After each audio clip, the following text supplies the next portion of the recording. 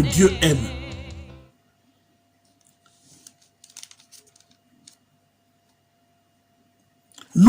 Je vous parle aujourd'hui de l'apôtre Jean. Pourquoi Jésus aimait l'apôtre Jean? Jusqu'à en faire quelqu'un qui a participé dans son intimité. C'est-à-dire, à chaque fois, il l'a appelé l'apôtre Jean, comme il est dit, bien-aimé dans le Seigneur. L'apôtre Jean a participé à des faits marquants de la vie de Jésus de Nazareth. Des expériences marquantes. La transfiguration glorieuse de Jésus de Nazareth. Quand il a montré à ses apôtres qu'il était Dieu.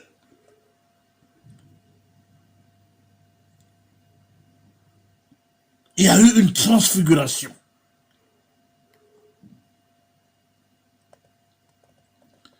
Il était, quand Jésus pleurait, parce qu'il était en combat spirituel avec Satan, dans le jardin de Gethsémani, que moi, dans mes prédications, par la grâce de Dieu, j'intitule le lieu de la décision. La décision d'un homme. Gethsémani, c'est le lieu de la décision. C'est là où Christ a décidé. Jésus de Nazareth a décidé que je dois accomplir la mission pour laquelle j'ai été envoyé. Ce qu'il avait fait auparavant, c'était la propagation de la puissance de Dieu. Pour démontrer qu'il était Dieu. Il a ressuscité des morts. Il a guéri des paralytiques. Les aveugles. Ceux qui étaient atteints de peste. Tout cela était dans la propagation. Mais pour marquer qu'il est Dieu, il fallait qu'il accomplisse sa mission. Le lieu de la décision, c'était Gethsémani. Et l'apôtre Jean était là. L'apôtre Jacques était là. L'apôtre Pierre était là. Il avait choisi ces gens-là. Mais celui qui a marqué l'amour, bien-aimé dans le Seigneur, c'est l'apôtre Jean. Le disciple qu'il aimait. Il aimait les autres aussi. Comme on a des enfants dans la maison. Si un parent te dit que moi j'aime tous mes enfants, au même degré c'est un menteur. Parce que chaque enfant a son caractère. Alléluia. Alléluia. Donc, bien-aimés dans le Seigneur,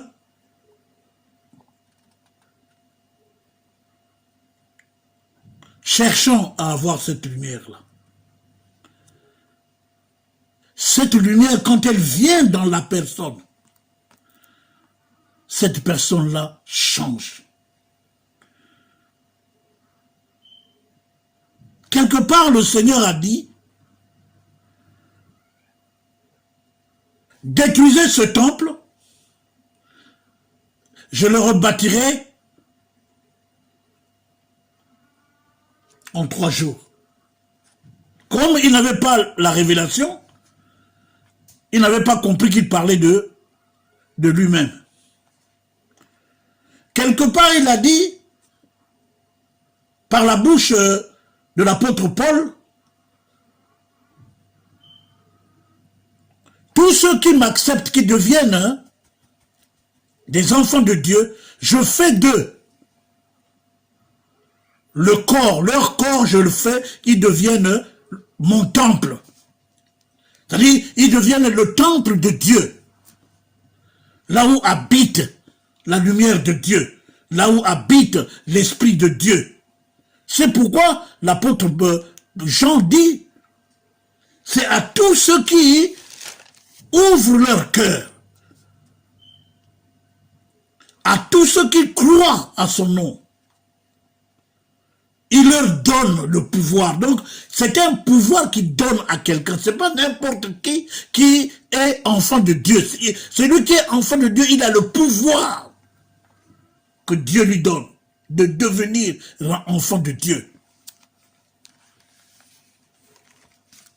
Je vais bientôt m'arrêter, bien-aimés. Nous allons le faire par étapes. L'apôtre Jean est en train de parler de la différence entre un enfant de Dieu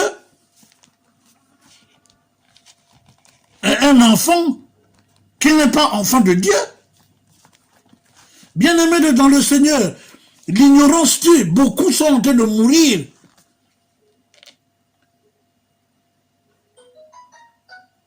Même des hommes de Dieu, des servantes de Dieu. Parce que nous ne comprenons pas que nous devons être exemplaires, démontrer notre intégrité, être intègre comme étaient nos pères, comme était le patriarche Noé.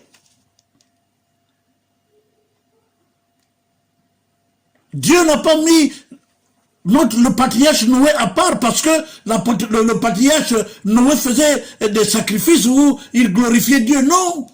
La Bible dit, cet homme-là était intègre, il craignait Dieu. C'est ce que nous ne faisons pas. Nous nous déclarons enfants de Dieu, nous ne respectons pas Dieu, nous ne marchons dans le désordre. Et nous disons que nous sommes enfants de Dieu. Non. Un enfant de Dieu doit être intègre.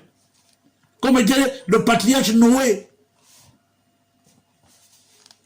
L'intégrité ne veut pas dire pureté.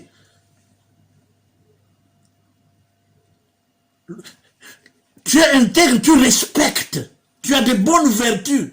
Les vertus de Dieu. Comme le dit l'apôtre Pierre. Mais ici, l'apôtre Jean, il dit quoi? 1 Jean chapitre 3. Ne nous laissons pas tromper. Nous sommes en train de vivre les temps de la fin. Ne nous laissons pas distraire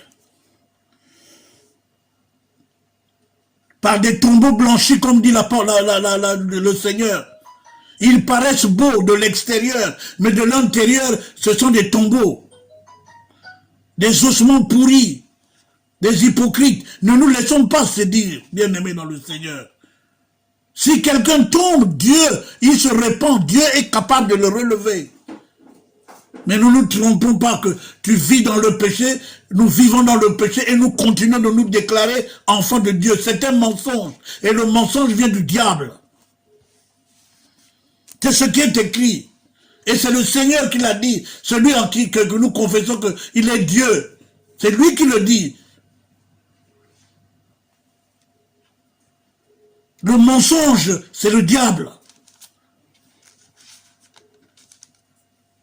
Le verset 4, il dit, « Quiconque pratique le péché transgresse la loi et le péché est une transgression de la loi. » Or, vous le savez, Jésus apparut pour ôter les péchés. Jésus apparut pour ôter les péchés. Et il n'y a point en lui de péché. Quiconque demeure en lui et ne pratique pas le péché, quiconque pratique le péché ne l'a pas vu et ne l'a pas connu. Petits enfants, que personne ne vous séduise. Celui qui pratique la justice est juste, comme lui-même est juste. Celui qui pratique le péché est du diable, car le diable pêche dès le commencement. Le Fils de Dieu apparut afin de détruire les œuvres du diable. Quiconque est né de Dieu ne pratique pas le péché parce que la semence de Dieu demeure en lui. Et il ne peut pécher parce qu'il est né de Dieu. C'est par là, nous dit l'apôtre Jean, que se font reconnaître les enfants de Dieu et les enfants du diable. Quiconque ne pratique pas la justice n'est pas de Dieu, ni celui qui n'aime pas son frère. Car ce qui vous a été annoncé et ce que vous avez entendu dès le commencement, c'est que nous ne devons pas, nous devons nous aimer les uns les autres et ne pas ressembler à Caïn qui était du malin et qui tua son frère. Et pourquoi tu as tué son frère?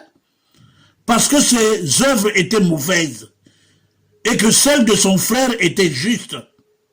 Ne vous étonnez pas, frère, si le monde vous hait. Nous savons que nous sommes passés de la mort à la vie parce que nous aimons les frères. Celui qui n'aime pas demeure dans la mort. Quiconque hait son frère est un meurtrier, et vous savez qu'aucun meurtrier n'a la vie éternelle demeurant en lui. Bien-aimé, c'est la vérité. Et c'est l'apôtre Jean, celui qui a dormi avec le Seigneur, celui qui a mangé avec le Seigneur, celui qui était dans l'intimité du Seigneur, le disciple que Jésus aimait, celui qui a suivi Jésus jusqu'à Golgotha. Bien-aimés dans le Seigneur, nous connaissons tous comment nous aimons nos mamans. La maman qui t'a porté 9 mois dans son ventre, la maman qui a souffert avec les douleurs d'enfantement pour que tu viennes au monde, cette maman qui nous a nourris au lait, cette maman qui était là quand nous étions malades. Nous savons comment nous aimons notre maman. Donc on ne peut pas confier sa maman à n'importe qui. Se sentant mourir, on ne peut pas confier sa mère à n'importe qui. Jésus de Nazareth a confié sa mère Marie à un homme, à un disciple vraiment, à un apôtre qui avait montré l'amour. C'est pourquoi à la croix, il a dit, regardons Jean, alors qu'il était accompagné de sa mère, il a dit à Jean, Jean, voici ta mère. Montrons, parlant de sa mère Marie, il l'a confiée à l'apôtre Jean. Et l'apôtre Jean nous dit, nous ne sommes pas tous enfants de Dieu.